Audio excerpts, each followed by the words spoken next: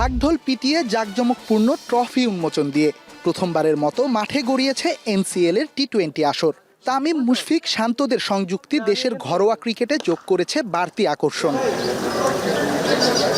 চায়ের দেশে বুধবার থেকে শুরু হওয়া এই টুর্নামেন্টকে ঘিরে দেশের ক্রিকেট বোর্ডের চেষ্টার কোনো কমতি না হলেও মাঠে দর্শকদের উপস্থিতি তৈরি করতে পারে হতাশা। দেশীয় তারকা ঠাসা এই টুর্নামেন্টকে ঘিরে সিলেটে দেখা মেলেনি দর্শকদের মাঝে তেমন উত্তেজনা।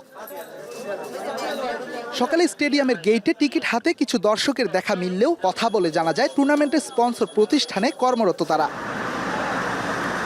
প্রধান সড়কে উপস্থিত টিকিট কাউন্টারে অবশ্য টিকিট কাটতে দেখা গেছে 2-3 জন ক্রিকেট প্রেমীকে। তাদের অভিযোগ, সঠিক প্রচারণার অভাবেই টুর্নামেন্টকে ঘিরে দর্শকদের আবেদনটা কম। সিলেটের প্রচারণা এটা খুব কম হয়েছে। একটু প্রচারণা ভালো মতো হয়েছে, তাহলে অনেক দর্শক আসতো সিলেটে। হ্যাঁ, এক মাঠের বেসিক্যালি এক মাঠের আপনি যে কোনো একটা মাঠে দেখতে পারবেন। একে তো দর্শক কম, তার মাঝে টিকিট কাউন্টারে দায়িত্বে থাকা ব্যক্তিদের ভুল তথ্যে বিভ্রান্তিকর পরিস্থিতিতে পড়ছে দর্শকরা। আর আউটারের কোনো এক টিকিটে যে কোনো একটি ভেন্যুতে দেখা যাবে ম্যাচ, চাইলেই যাওয়া যাবে না 2 ভেন্যুতে। কাউন্টার থেকে দেয়া এই তথ্যের পর দর্শককে বিপাকে পড়তে দেখা যায়।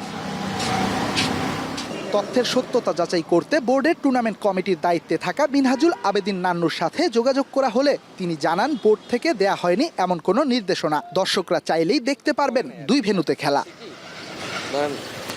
সিলেট আন্তর্জাতিক ক্রিকেট স্টেডিয়াম থেকে রেদওয়ান শাওন, এখন।